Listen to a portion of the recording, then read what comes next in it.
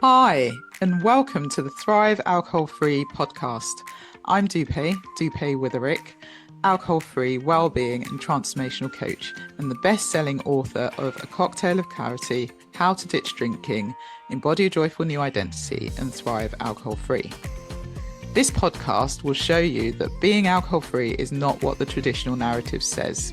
And even though alcohol is so ingrained in our society that it is okay to give yourself permission to stop drinking if you want to. And you do not have to wait until you hit rock bottom. It is certainly not boring, and I believe ditching drinking is just the start to living an extraordinary life. By getting rid of this one thing, it allows the doors to open to endless possibilities and opportunities. Each week, we will have guests on who are at various stages of the alcohol-free journey, from those who are curious to those who have been alcohol-free for years. We will also have experts on talking about different topics relating to alcohol and beyond. Through these conversations, you will discover what it means to thrive alcohol-free. Enjoy. Hi, and welcome to the latest episode of the Thrive Alcohol Free podcast. I am so pleased you're here, and I hope you've had a wonderful week. I can't believe it was another bank holiday in the UK, and it's been a good week for me. I'll be celebrating 4.5 years alcohol free on the 9th. I can't believe it's been 4.5 years after what was only going to be a 21-day thing. And we're less than a month away from the Finding Freedom retreat in Bali, which I am beyond excited about. And the women that are joining are so incredible. And I know we're all going to have a life-changing experience.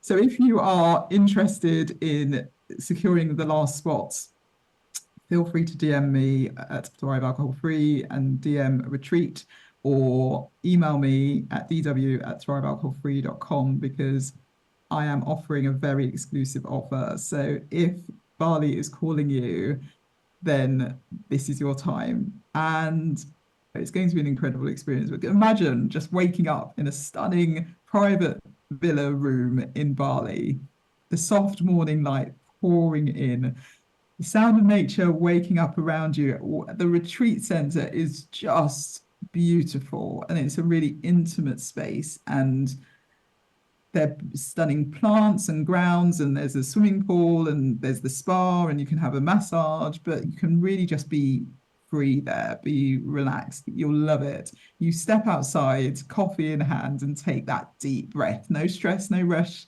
just pure uninterrupted time for you.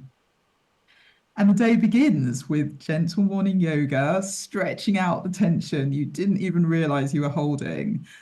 Then a nourishing breakfast with women who just get you. They're here for the same reasons you are, to break free, to expand, to step into something bigger. And throughout the day, you're diving deep.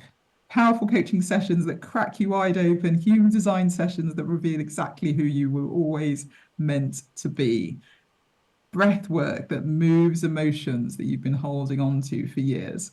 You spend your afternoons exploring. We're doing sacred water healing ceremonies, sound baths, meditative walks through the waterfalls and through lush rice fields, and every experience is designed to bring you back to yourself. And at night, we're going to be laughing, we'll have deep conversations, we'll be doing lots of reflections, and it's a level of connection and clarity that you never knew you needed. So this retreat, it's the turning point, the moment you look back and you say, that's when everything changed. So come along. I'd love to have you there. There's still a spot waiting for you. And if you feel the pull, if you know deep down you're ready for more, this is your sign. So DM retreat and let's have a chat. Okay, so I'm so excited. I'm just buzzing, and I hope you can hear that in my voice. It's going to be incredible. I can't believe we're only a month away. So if you are one of these people who's been hearing me talk about the retreat, I've been talking about it for probably a year, then jump on board. I'd love to have you there. I'd love to meet you in person, and I'd love to give you a big hug. And so for the Finding Freedom Retreat Bali, 5th to the 12th of June, grab your spot. Final spots left, and can't wait to see you there. Okay, so today's guest is Elly Young, and I was on Elly Young's podcast a while ago, Find Myself Free, and she is rewriting the rules around sobriety and women's wellness. She's a certified alcohol-free life coach, a functional nutrition practitioner in training, and a hormone and biohacking enthusiast who helps women stop drinking, not by forcing willpower, but aligning with their biology. As the creator of Stop Drinking with Cycle Syncing, she offers a groundbreaking hormone first approach to behavior change, helping women use their cycles as a built in roadmap to heal from the inside out. Her work is rooted in functional nutrition, gut and hormone healing, and the belief that women deserve to thrive at every age, not be dismissed with it's just your age or this is what happens after 40. She's a passionate guide for women who are ready to take their power back, reclaim their health, and finally feel like themselves without alcohol dulling the magic.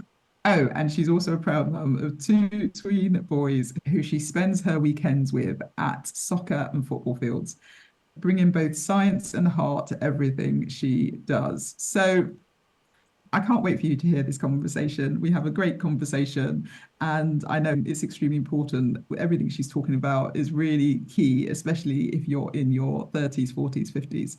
And so, without further ado, here is the conversation with Elly.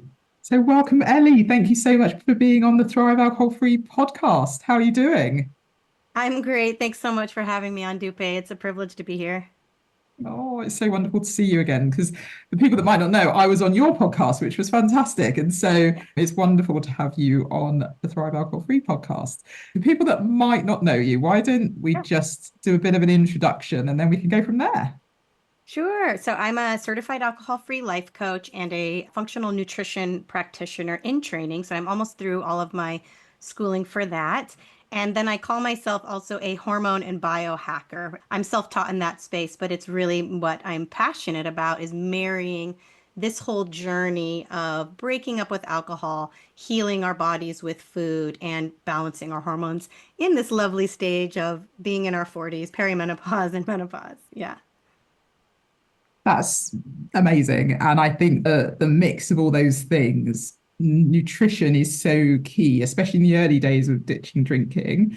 Right. And then, as you talk about in terms of, we'll get onto it, the monthly cycles and the impact that has, depending on what time of the month it is, etc., that does impact. And then, of course, what a lot of women don't appreciate is that a lot of people turn to alcohol during perimenopause, menopause to feel like their symptoms are reducing.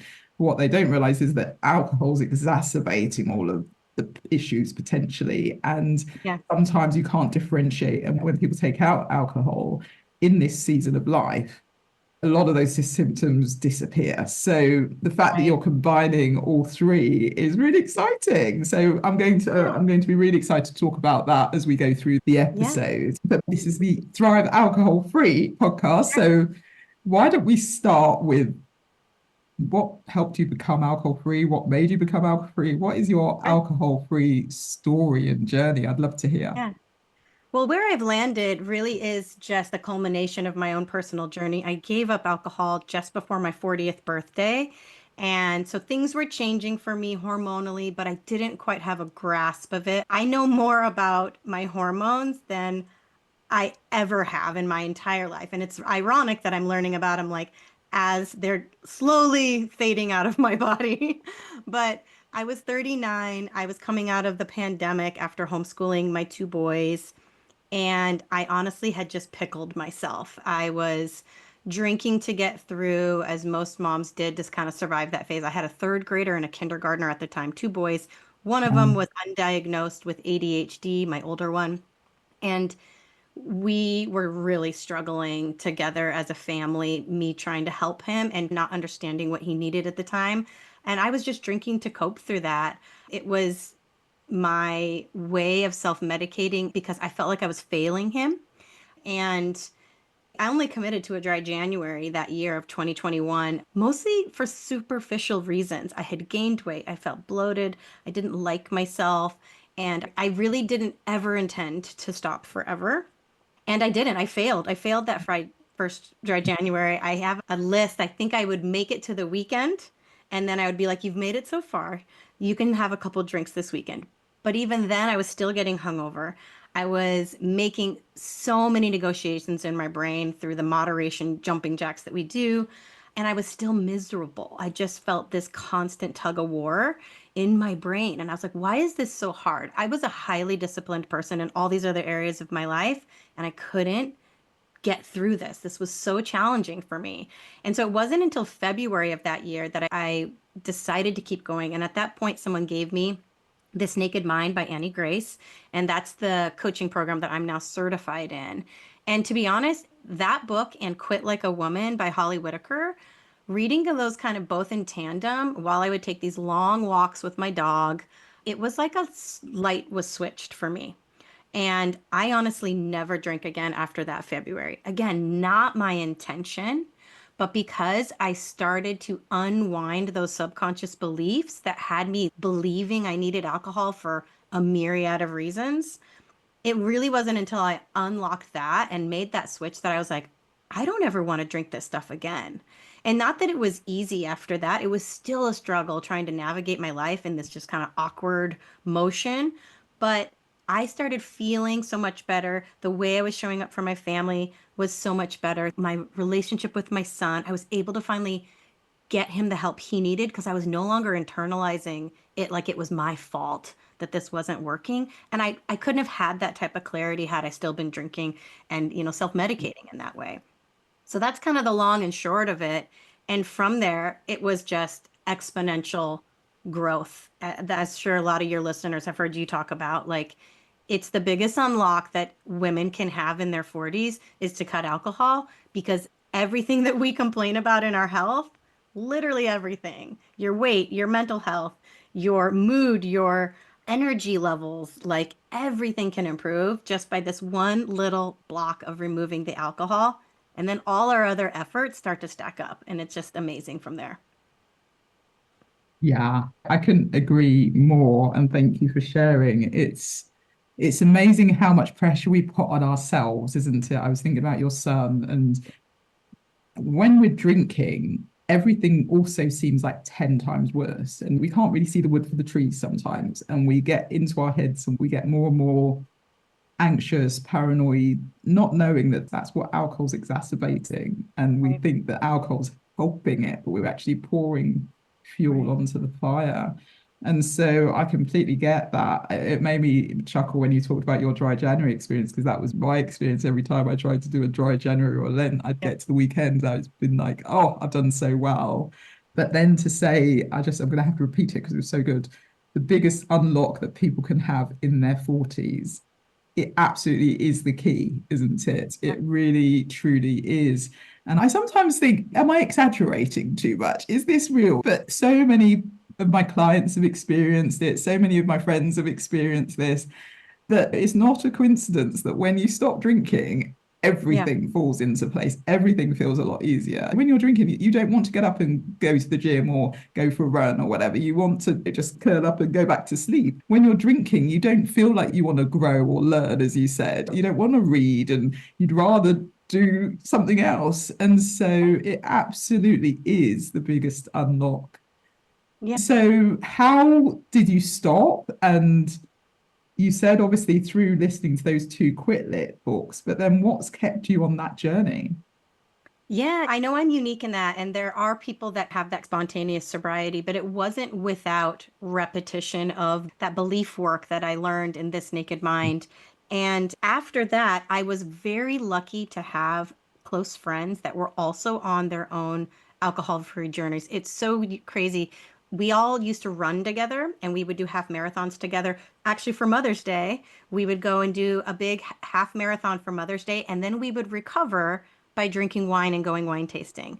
And it was some of the worst hangovers I literally ever had because Yeah. we didn't recover. We had like maybe a little thing of electrolytes and like a big brunch, and then it was like hit the winery. And that same group of women, there was five of us.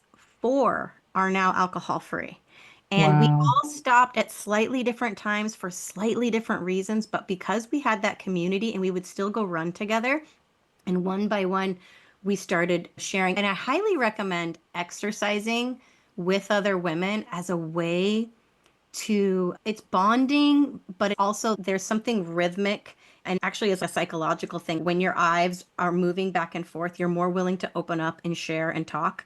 And I spent more time with these women than I would ever spend with people going out and getting together. It was a consistent date that we could have on our calendar in the morning before anything else got in the way and sharing our struggles. And it was sloppy, it was a messy journey. But I was so grateful to have that. And I know other people can find that in the form of communities online.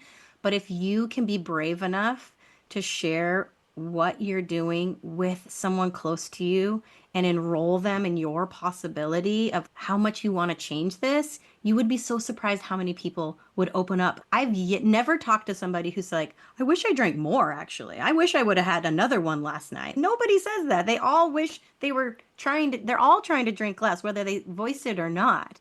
Because we know Mm, at the end of the day, we're not dum-dums. It doesn't feel good. We're just attached to it in all these ways, whether you are in some ways physically addicted, but in most of the time, it's just an emotional addiction. It's a mm, societal addiction. It's habitual in a way that is like you're just so out of practice not drinking, mm, you know? mm.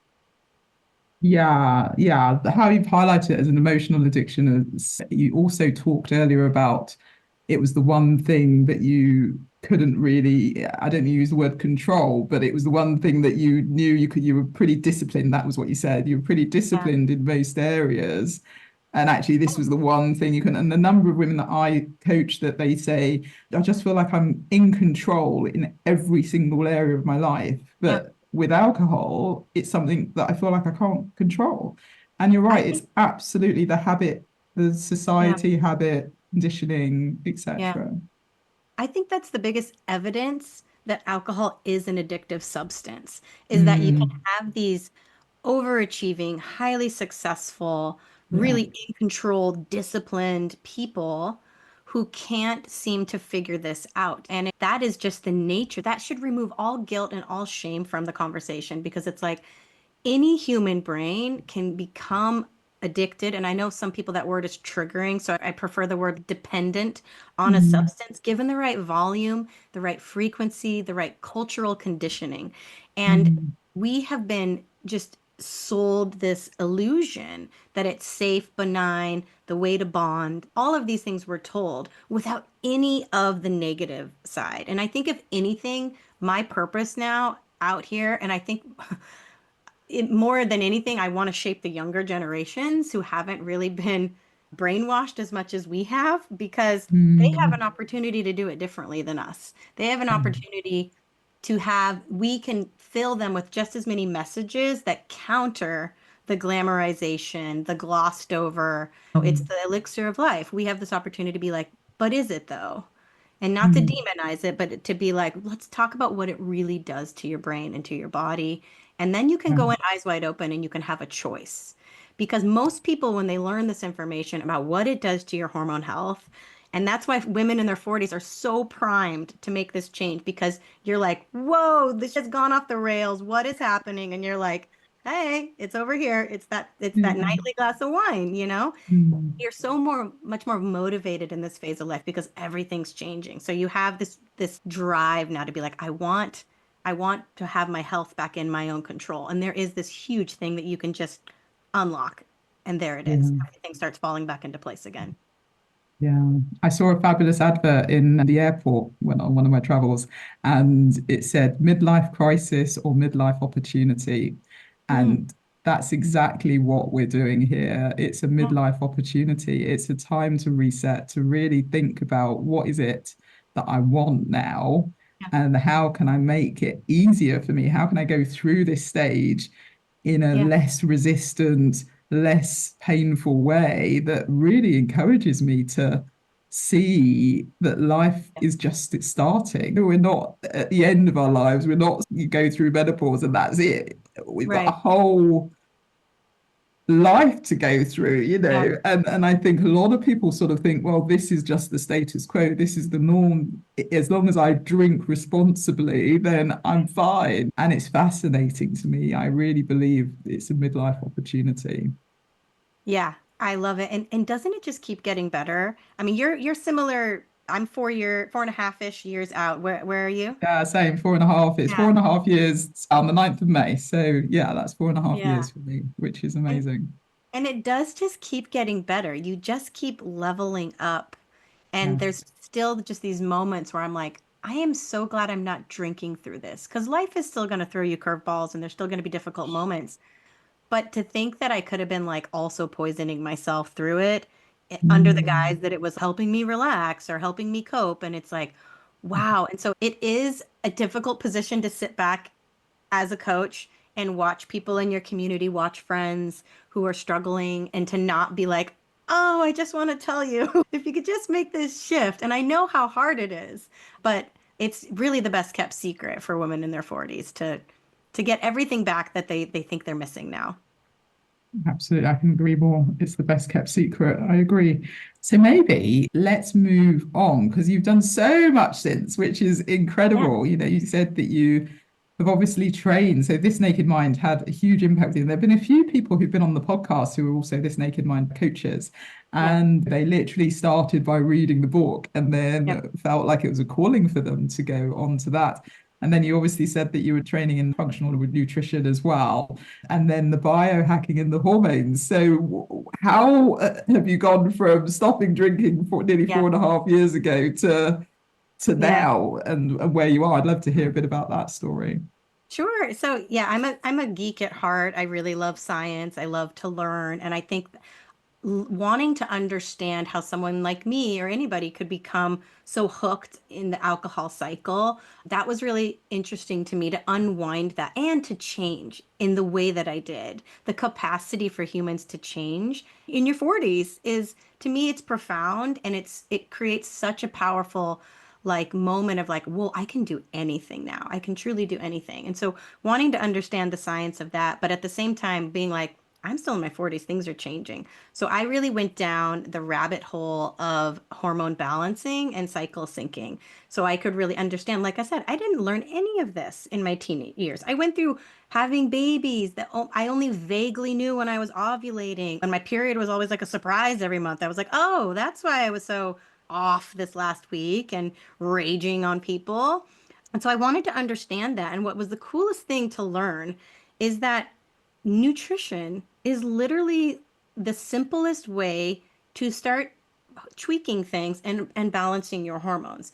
Alcohol, unfortunately, was destroying all of this. A lot of people want to start hormone balancing with me and get into that. And I'm like, we really can't do it unless we remove the alcohol first, because your alcohol is going to be disrupting your sleep so significantly, raising your cortisol. And cortisol sits at the top of the hormone hierarchy.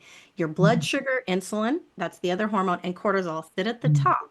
So, how you're eating and your stress levels, which are being impacted by your sleep, are going to downstream affect your sex hormones, your estrogen, your progesterone. So, a lot of women are like, something's wrong with my hormones. I want to get into that. And it's like, well, we got to go upstream and work on that stuff first.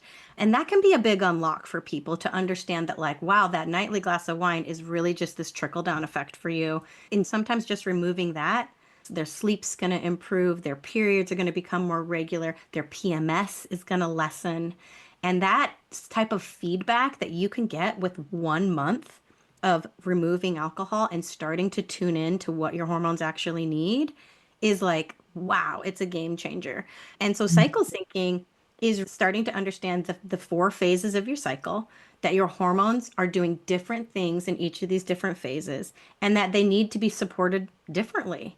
And that might seem like extra to people, like, oh, girl, I can barely get dinner on the table. You want me to like think about how I can balance my hormones with this meal? And I'm like, it seems like extra, but it's actually really intuitive and it works with your body. So the days of the month when you actually feel like you could diet a little more, maybe have less carbohydrate, maybe push yourself a little more physically, that lines up with when your estrogen is starting to rise.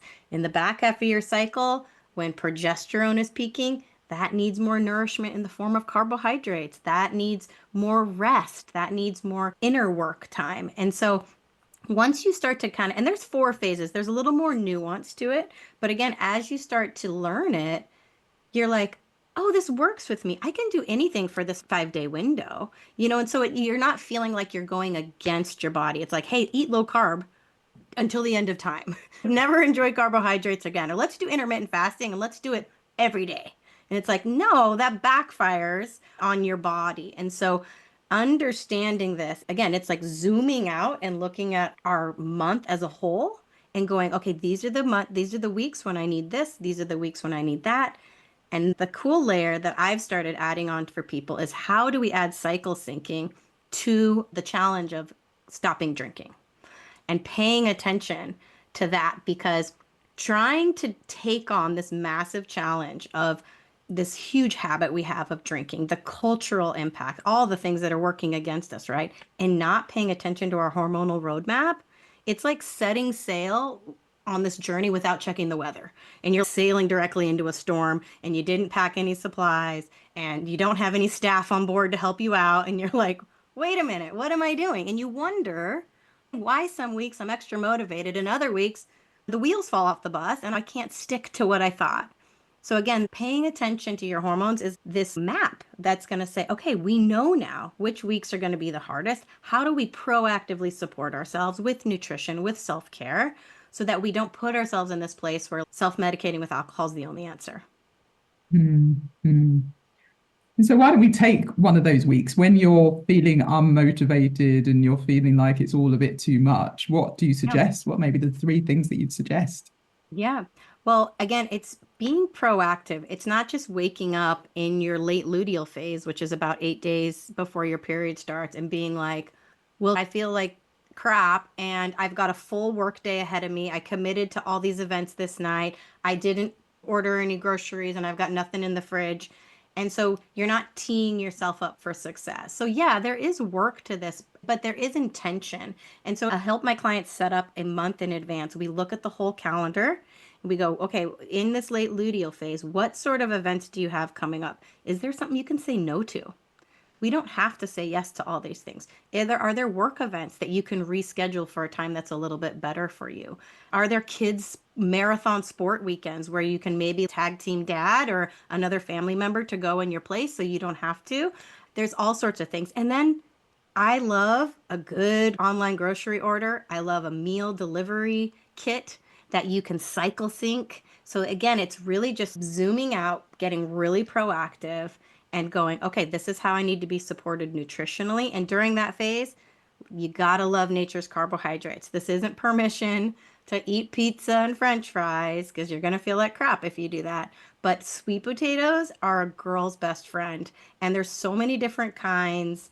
Anytime I'm craving like chips and salty kind of snacks in that phase, you actually crave more carbohydrate because progesterone needs glucose in order to thrive. A lot of times, if people are suffering from PMS, it's because we have too much estrogen and not enough progesterone. And that can happen if you're trying to diet and you're not giving yourself enough calories during this phase, you're not eating enough carbohydrate. It could happen from stress, which also can come from dieting too much, pushing yourself too much physically. It can also just happen naturally from perimenopause. We're not making enough progesterone anymore. Or it could happen, last way, is having too much estrogen, which could be coming in through the form of different toxins. Endocrine disruptors, those are having a big moment right now. They're coming in the plastics, the pesticides, the water, the fragrances. So all of these things could be raising your estrogen so that you are now estrogen dominant in that phase of your cycle, which creates the PMS that we're all so familiar with, right? Paying attention to this kind of stuff, and you work on these things one by one so it's not so overwhelming. But when you start zooming in on your hormonal needs, all of a sudden things start to click and starts to make sense. And you're like, I don't need to shame myself for feeling this way. I understand this is what's happening biologically for me right now and how I can support myself. Yeah, yeah, amazing, amazing. And so, why don't you tell us a bit about how you help people do this? Because it sounds fascinating. And I know you've got a program that's evergreen, so you can join whenever you like, but tell us about the program.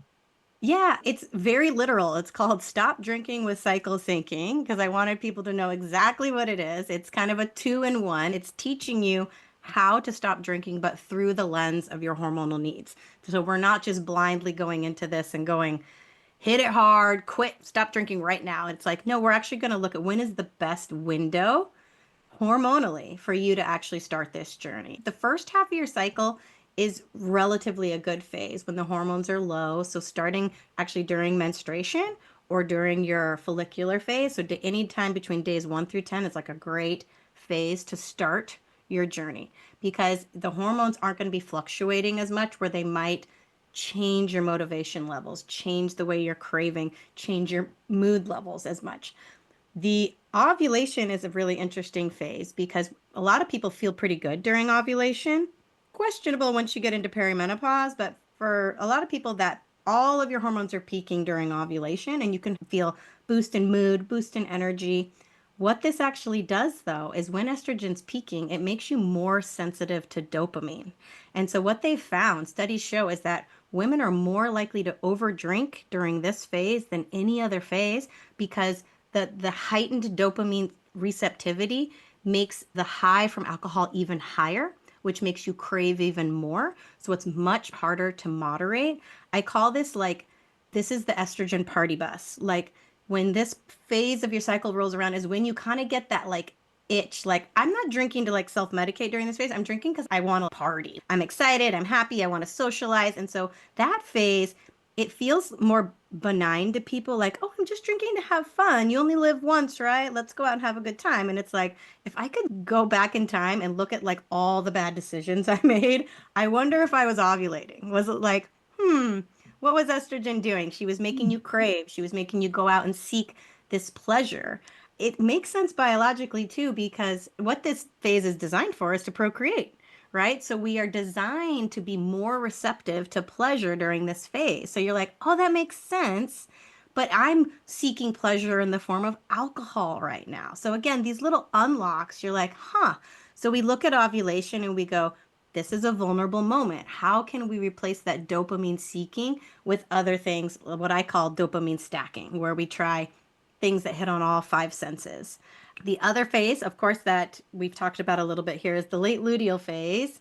And that is not the ideal time to start your journey, especially if you're really in that kind of tug of war place with alcohol and you're really struggling to string together a few days in a row of not drinking.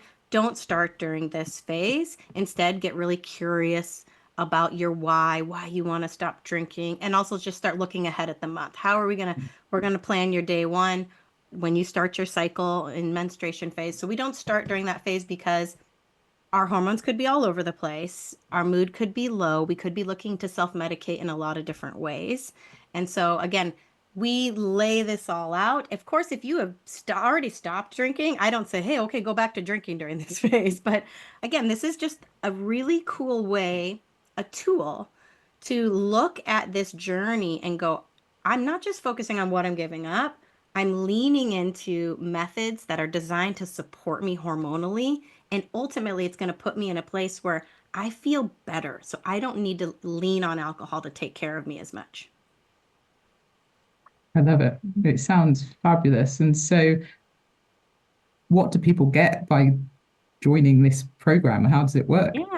Yeah, well, there's an online platform that has a bunch of little bite-sized videos. I know people don't have time. I know people sign up for courses and they don't do them because it's like, oh, it's a 30-minute video. I just signed up for something and I'm like, the videos are 30 minutes long. And I'm like, okay, how many hours is this going to take me to get through this? And I want the content, but I don't have the time to digest it. So I made these videos like short and sweet to pack a punch that you could like listen in the car when you're picking up your kids, walking your dog, folding the laundry. And they are the lessons about what your hormones are doing. And inside the course, I have a bunch of, I love tools. And this is a tool that you get. It's a cycle syncing calendar, and I teach you how to color code your weeks.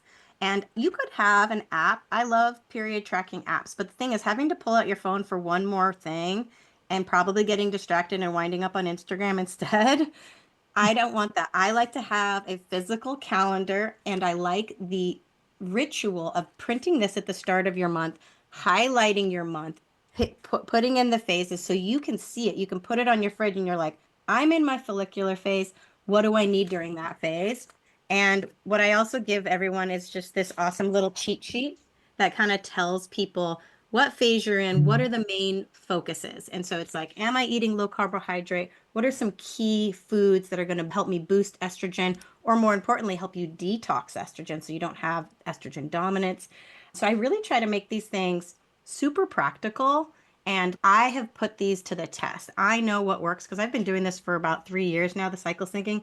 I know what doesn't work, which is like long recipes and things that require you to buy a bunch of obscure ingredients. So I also have inside the course per phase meal guide. So when you're in your menstrual phase, you open it up and you print it out, and you've got an entire grocery list of what you should be stocking your groceries with, a couple different recipes for breakfast, lunch, and dinner, just quick, easy ones. And they are kid friendly, because that's the other feedback I get is like, I would love to cook this way for myself, but I want to also make sure my kids are going to eat it. My husband's going to eat it. So I have these modifications that it's like throw in these things to make it like kid approved, right? So I put that together for everybody. And then on top of all the cycle syncing stuff, we have a bunch of mindset work around the alcohol. And these, again, are they're little tiny videos that you never know which one is going to land, that's going to plant that seed. And again, these are lessons that I have derived from my training at This Naked Mind, because these are the things that will shift you from believing that you need alcohol to relax, to connect, to bring you joy. It's the little switch. And sometimes you have to hear them on repetition. You have to hear it at a different phase of your cycle when you're more open and you're more receptive and you're not spiraling about a million different things in your life. So this stuff, it works when you stay at it. And if you know the right phase of your cycle when you're going to be the most receptive to this type of change and you're going to be the more motivated, all of a sudden you're like, I have a leg up. I can do this. It sounds amazing, absolutely amazing. And I think everyone needs to do this. It's so important to understand all those things. And for me, I talk a lot about the nutrition side. I also talk about the perimenopause side. But the way you've created all of this into one 30-day thing for people who are just getting started.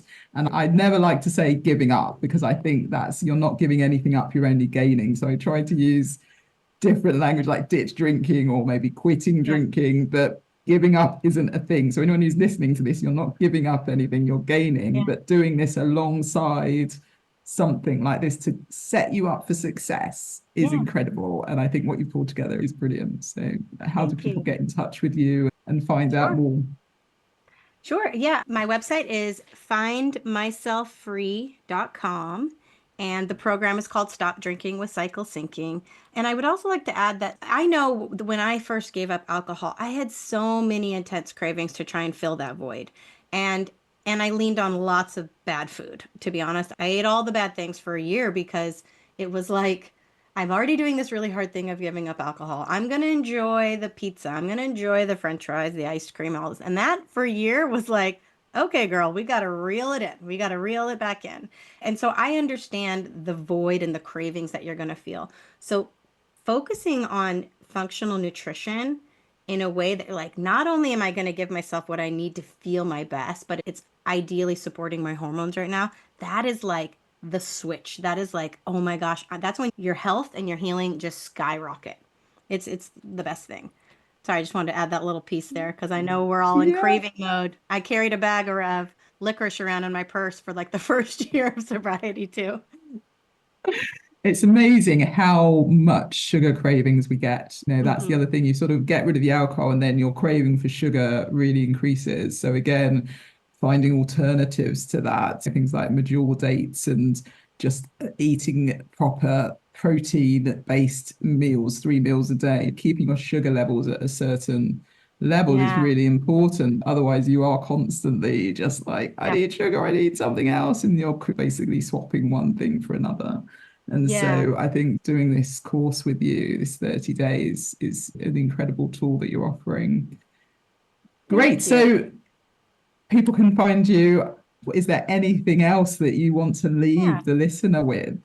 Yeah, well, I also have a podcast. You said at the top of the show that you've been a guest on my podcast. So I love to have guests on and I talk about hormone balancing and functional nutrition. That's also called Find Myself Free. So you can find me there. And thank you so much for allowing me the time here. It's my mission to help women change this decade of their life and come from a place of feeling much more empowered in their health.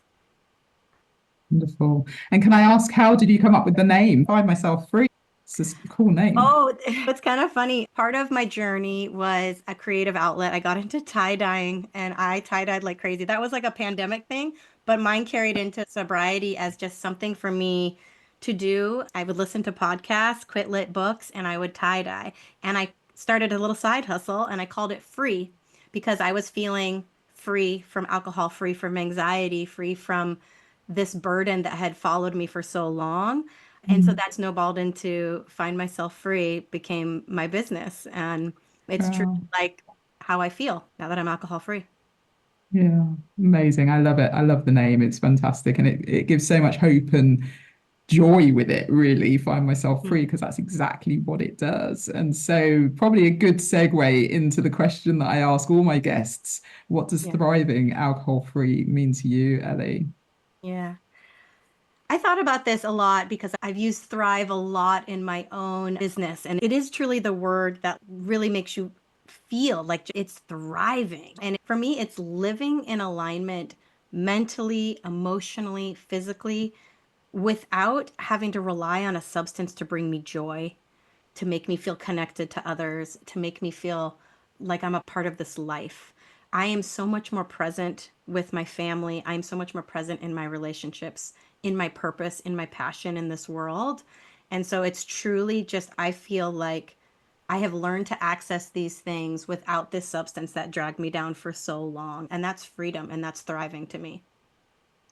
Oh, I love that answer. Yeah, that's great. That really is. And it's so good to hear, because I think it's really interesting. We underestimate it, or when you say it, oh, I'm more present or I'm more aligned or whatever, people can just think they're words, right? That Yeah, they're just words, but actually it means so much. And when yeah, you've done it and you're in it, you fully yeah, get it, and yeah, it completely changes your life.